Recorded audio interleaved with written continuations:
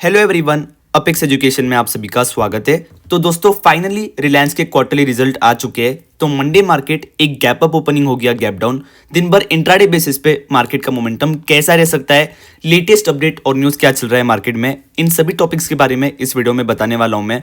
So video को skip किए बिना पूरा एंड तक आप सभी को देखना है। एंड वीडियो शुरू करने से पहले आप सभी से बस एक ही रिक्वेस्ट है कि हमारे वीडियोस का 90% से भी ज्यादा एड और मेंबरशिप रेवेन्यू जो है जरूरतमंद लोगों की डोनेशन में जाता है। सो मेरे वीडियोस को लाइक और शेयर करके इनडायरेक्टली आप लोग एक बहुत बड़ी चैरिटी का काम कर रहे हो।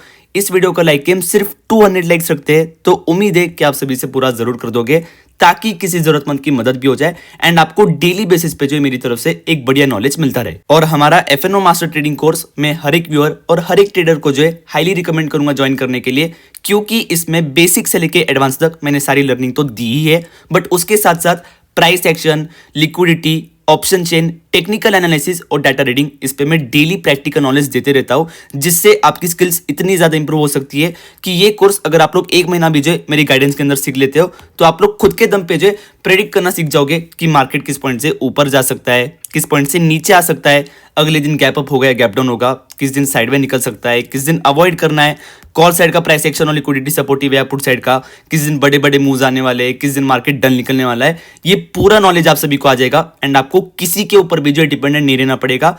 इसी सेम कोर्स के दूसरे स्कैमस्टर और यूट्यूबर आप लोगों से 30-40 हजार की फीस लेके आप लोगों के साथ जो है फ्रॉड कर रहे हैं एंड बहुत से लोग सीखने पे फोकस ही नहीं करते इतनी हाई फीस होने की वजह से, एंड फिर बाद में जब नुकसान होता है तब रियलाइजेशन होता है कि यार का सीख लिया होता तो अच्छा रहता। तो इसलिए मैंने फीस 550 रखी है ताकि मैक्सिमम टू मैक्सिमम लोग सीख पाए एंड मार्केट में जो है लंबे समय तक बने रहे एंड किसी से जो है फ्रॉड उनके साथ ना हो। ठीक है, तो अगर आप लोग ज्वाइन करके कुछ सीखना चाहते हो, लंबे समय तक बने रहना चाहते हो मार्केट में, अपनी स्किल्स को इंप्रूव करना चाहते हो, तो मुझे व्हाट्सएप पे कांटेक्ट कर सकते हो।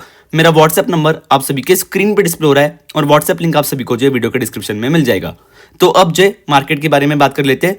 तो बेसिकली रिलायंस के जो रिजल्ट है वो थोड़े डिसअपॉइंटिंग दिख रहे हैं। 18,000 करोड़ का जो रिलायंस ने प्रॉफिट रिपोर्ट किया है, जो कि आप क्वार्टर ऑन क्वार्टर और ईयर ऑन ईयर दोनों बेसिस पे देखो तो एक फॉल जो है देखने को मिल रहा है। ठीक है, एंड मार्केट रिलायंस के रिजल्ट पे इतना ज्यादा रिएक्ट करता है डेली बेसिस पे। अगर आप लोग देखते हो रिलायंस में अगर कोई अचानक से मोमेंटम भी आ जाता है ना, अचानक से रिलायंस अगर गिरता है या अचानक से ऊपर भागता है, तो आप लोग देखोगे कि तुरंत उसका असर जो है आपको निफ्टी में देखने को मिलता है, क्योंकि रिलायंस पिछले कई सालों से जो है निफ्टी का इंडेक्स हेवीवेट बना हुआ है। ठीक है, सो रिलायंस के ये जो रिजल्ट आए तो आप लोग देख सकते हो कि गिफ्ट निफ्टी भी जो है -30 -40 पॉइंट नीचे जाके बंद हुआ है। एंड ओवरनाइट ग्लोबल मार्केट से देखा जाए तो इंडिया यूएस ट्रेड डील को लेकर या यूएस सुप्रीम कोर्ट के डिसीजन को लेकर तो कोई भी खास खबर नहीं दिख रही। ठीक है, तो मंडे मार्केट की जो ओपनिंग होने वाली है, तीनों इंडेक्स हेवीवेट के जो रिजल्ट आने वाले तो उसके ऊपर ही होने वाली है। ठीक है, सो रिलायंस के तो आ चुके जो कि मेरे हिसाब से डिसअपॉइंटिंग है एंड निफ्टी और सेंसेक्स पिछले कई महीनों से ओवर रिएक्ट कर रहे हैं।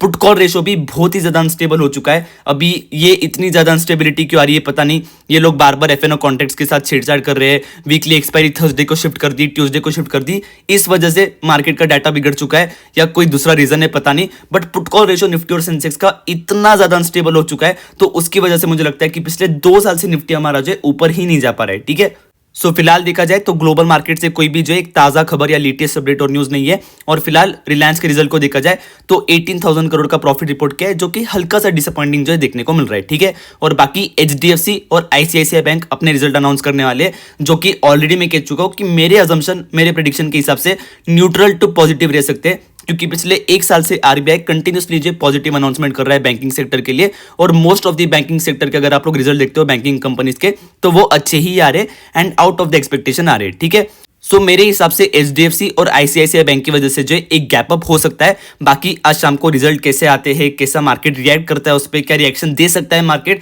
तो उसका एक डिटेल्ड एनालिसिस वाला वीडियो जो है कल मैं वापस से संडे के दिन डाल दूंगा। ठीक है, मोस्टली मेरे हिसाब से मुझे लगता है कि अच्छे ही आना चाहिए, बट मैं कोई मार्केट का भगवान नहीं हूं और ना ही एचडीएफसी और आईसीआईसीआई की कंपनी का मालिक हूं, तो कुछ भी हो सकता है। तो आप लोग मेरे साथ बस कनेक्टेड रहिए, जो भी जेन्युइन एजुकेशन और लेटेस्ट अपडेट रहेगा मैं आप सभी को बताते रहूंगा। ठीक है, तो अब बात कर लेते हैं मंडे मार्केट इंट्राडे मोमेंटम के बारे में। ठीक है, तो ओपनिंग के बारे में अगर मैं बात करूं तो मेरे अजम्पशन के हिसाब से, मेरे एनालिसिस के हिसाब से मुझे लगता है कि 80% चांसेस एक गैप अप ओपनिंग के और 20% चांसेस एक गैप डाउन ओपनिंग के। ठीक है, बाकी ये चीज बदल भी सकती है, तो आप लोग फ्री टेलीग्राम चैनल ज्वाइन करके रख लो, तो जो भी लेटेस्ट अपडेट और न्यूज रहेगा उधर मैं आप लोगों को बता दूंगा। ठीक है, एंड निफ्टी के इंट्राडे मोमेंटम की अगर मैं बात करूं मंडे मार्केट के लिए, तो ऑलरेडी मैं आप लोगों को कह चुका हूं कि जब तक निफ्टी 25,830 से लेके 25,910 इन लेवल्स के नीचे है तो एक सेल ऑन एक्स का स्ट्रक्चर जो है आप लोगों को निफ्टी में देखने को मिल सकता है।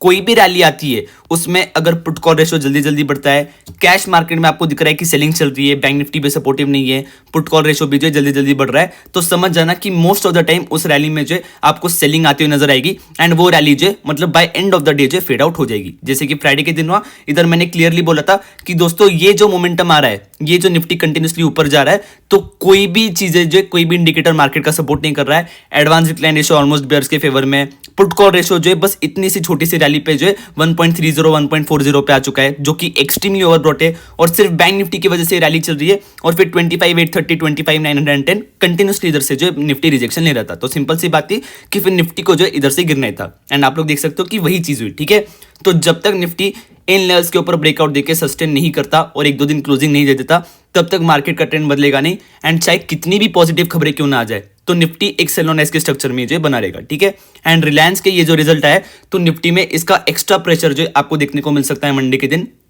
मतलब ऑलरेडी एफआईएस की सेलिंग चल रही है, put call ratio support, put call ratio का फैक्टर जो निफ्टी को सपोर्ट नहीं कर रहा है, एडवांस डिक्लाइन रेशियो भी जो है most of the time bears की फेवर में रहता है, और रिलायंस जैसा इंडेक्स हैवी वेट स्टॉक फिर ये भी जो है मंडे के दिन जो है प्रेशर डालता हुआ जो है आप लोगों को देखने को मिल सकता है। तो काफी ज्यादा हाई पॉसिबिलिटी है कि मंडे मार्केट 25,400 ऐसे लेवल्स भी जो है निफ्टी में आप लोगों को देखने को मिल जाए। ठीक है, और इनकेस अगर गलती से गैप अप हो जाता है निफ्टी में, ठीक है, जो कि बैंक निफ्टी के इन्फ्लुएंस की वजह से पॉसिबिलिटी दिख रही है, तो निफ्टी में फिर एक रिस्क रिवॉर्ड रेशियो जो है पुट साइड में काफी ज्यादा फेवरेबल बनेगा एंड एक बहुत बड़ी अपॉर्चुनिटी भी जो अनलॉक हो सकती है। और बाकी अगर मैं इंपॉर्टेंट सपोर्ट की बात करूं, तो 25,590 से लेके 25,610 का एक इंपॉर्टेंट सपोर्ट बन रहा है, जिसे निफ्टी पिछले कई ट्रेडिंग सेशन से जो डिफेंड कर रहा है। बट वो कहते हैं ना कि बकरे की माँ कब तक खैर मनाएंगी, तो बस वही चीज हो रही है कि ये भी मुझे नहीं लगता कि कोई ज्यादा दिन तक डिफेंड करने वाला है, हो सकता है कि कभी भी टूट जाए। हाँ, इंडिया यूएस ट्रेड डील का अनाउंसमेंट हो जाता है या यूएस सुप्रीम कोर्ट से कोई डिसीजन आता है, तो हो सकता है कि एक टेम्पररी जो है एक गैप अप हो जाए एंड 3-4 दिन की जो चांदनी वापस से मार्केट में लौटा है। बट अल्टीमेटली मुझे लगता है कि ये लेवल भी जो कभी भी टूट सकता है, तो इस पर जो आप लोगों को ध्यान रखना है। ठीक है, बाकी लाइव मार्केट में ट्रेडिंग करते वक्त put call ratio, option chain, price action, liquidity, advance decline ratio, India VIX, bank Nifty क्या कर रहा है, इन सभी फैक्टर्स पे अगर आप लोग मास्टर कर लेते हो, तो आपको खुद ही समझ जाएगा कि मार्केट जो है किधर जाने वाला है, किस दिन पैसा बनने वाला है और किस दिन पैसा जाने वाला है। सो आ जाते हैं हमारे बैंक निफ्टी के ऊपर।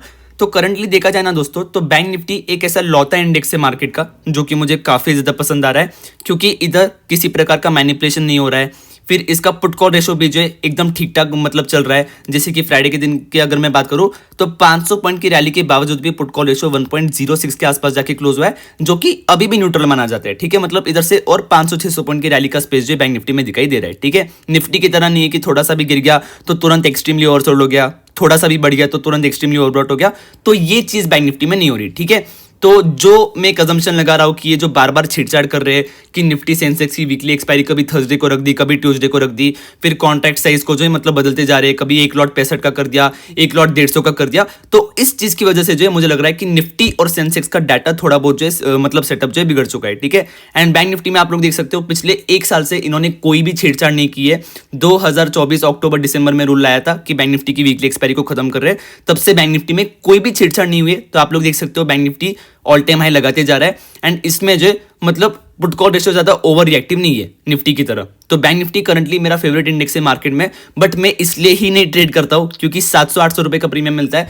तो 700-800 रुपए के प्रीमियम में जो ट्रेड करके कोई भी मजा नहीं आता है। सो इसलिए निफ्टी और सेंसेक्स में जो अनफॉर्चुनेटली ट्रेड करना पड़ता है। जब भी मंथली एक्सपायरी आती है बैंक निफ्टी की, तब जाकर मैं जो बैंक निफ्टी को हाथ लगाता हूँ। ठीक है, सो बैंक निफ्टी की अगर मैं बात करूँ तो मेरे अजम्पशन के हिसाब से ऑलरेडी मैं कह चुका हूँ कि मुझे लगता है कि एचडीएफसी और आईसीआईसीआई के रिजल्ट जो न्यूट्रल टू पॉजिटिव आ सकते हैं, और उसके हिसाब से देखा जाए तो 200 से लेके 400 पॉइंट का एक गैप अप की पॉसिबिलिटी जो मंडे मार्केट दिखाई दे रही है। एक्सट्रीमली पॉजिटिव आते तो गैप अप 600-700 पॉइंट का हो सकता है, नेगेटिव आते तो एक गैप डाउन भी हो सकता है 500 से 600 पॉइंट का। ठीक है, but most high possibility bank Nifty में एक गैप अप की दिखाई दे रही है। गैप अप की पॉसिबिलिटी 70% है और गैप डाउन की पॉसिबिलिटी 30% दिखाई दे रही है। ठीक है, मोस्टली करंटली जो हम एक गैप अप की पॉसिबिलिटी जो अज्यूम करके चलते हैं, तो उसके हिसाब से अगर इधर से देखा जाए तो बैंक निफ्टी में 6490 से लेके 6550 इन लेवल्स तक किसी प्रकार का भी रेजिस्टेंस नहीं है। और डाउन साइड में अगर मैं सपोर्ट की बात करूं तो 59790 से लेके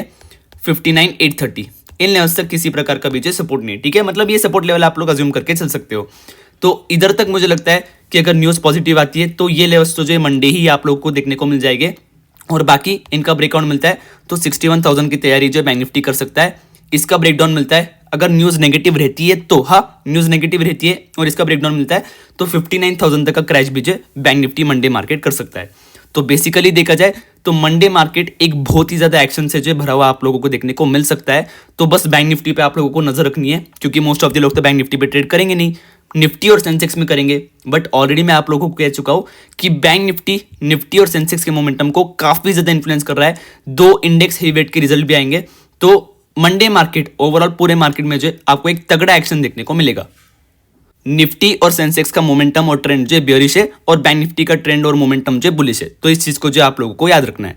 बाकी एचडीएफसी और आईसीआईसीआई के रिजल्ट कैसे आए तो उसके ऊपर एक डिटेल्ड वीडियो वापस से मैं कल बना दूंगा, तो चैनल को सब्सक्राइब करके रखिए, तो आपको जो सब कुछ जो है मतलब खबर मिलती रहेंगी, ठीक है। सो निफ्टी और बैंक निफ्टी दोनों पे मेरा पर्सनल व्यू और प्रेडिक्शन क्या है मैं बता चुका हूं। बाकी किसी प्रकार की भी इन्वेस्टमेंट ट्रेडिंग एडवाइस या बाइंग सेलिंग टिप मैंने इस वीडियो में नहीं दी है और ना ही किसी को एनकरेज किया है कि मेरे व्यू या प्रेडिक्शन पे बेस्ड आप लोग ट्रेड या इन्वेस्ट करें। सो बिफोर ट्रेडिंग और investing please make sure you consult with your financial advisor. I will not be responsible for any of your financial losses. Thank you for watching the video. Keep loving, keep supporting. Have a great day ahead.